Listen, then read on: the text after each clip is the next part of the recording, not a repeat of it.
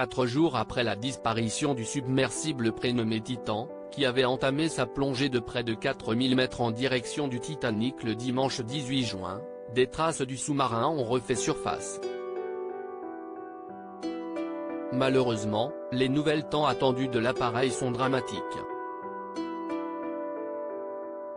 Un peu avant 21 h, la firme états-unienne a publié un communiqué par le biais de plusieurs médias internationaux, afin d'annoncer que les 5 membres de l'équipage, dont le Français expert du Titanic, Paul-Henri Narjolet, mais aussi Stockton Rush, Amish Harding, Shahzada Dawood et son fils Sulman Dawood avaient malheureusement disparu.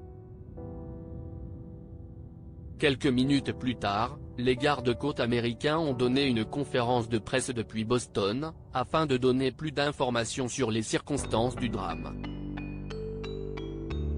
Le sous-marin aurait vraisemblablement implosé au cours de l'expédition. C'est une journée très difficile pour nous tous et particulièrement pour les familles des disparus auxquelles nous adressons nos pensées, a confié John Moget, le chef des gardes-côtes américains. En début de soirée, ce jeudi 22 juin, un expert avait confié une mauvaise nouvelle à la chaîne britannique de la BBC.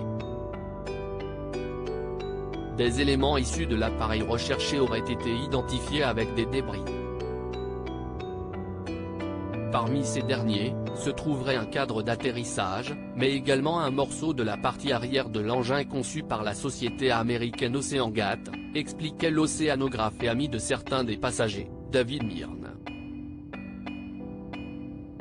Des problèmes de sécurité importants depuis dimanche, bateaux, plongeurs, robots et hélicoptères sillonnaient la zone du naufrage du Titanic, qui avait péri dans l'Atlantique Nord en 1912, à la recherche des explorateurs disparus.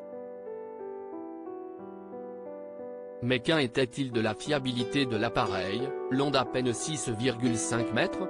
Dès 2018, des rapports révélés dans Le Figaro avaient souligné des problèmes de sécurité importants. Toujours d'après le quotidien, il avait notamment été noté que la construction de l'appareil ne pourrait supporter la pression de l'eau, jusqu'à 1300 mètres seulement. Il apparaissait alors peu probable que la capsule sous-marine puisse s'aventurer dans les abysses, pour explorer l'insubmersible. Article écrit en collaboration avec 6 médias. Crédit photo, OceanGate Expédition via Bestimage.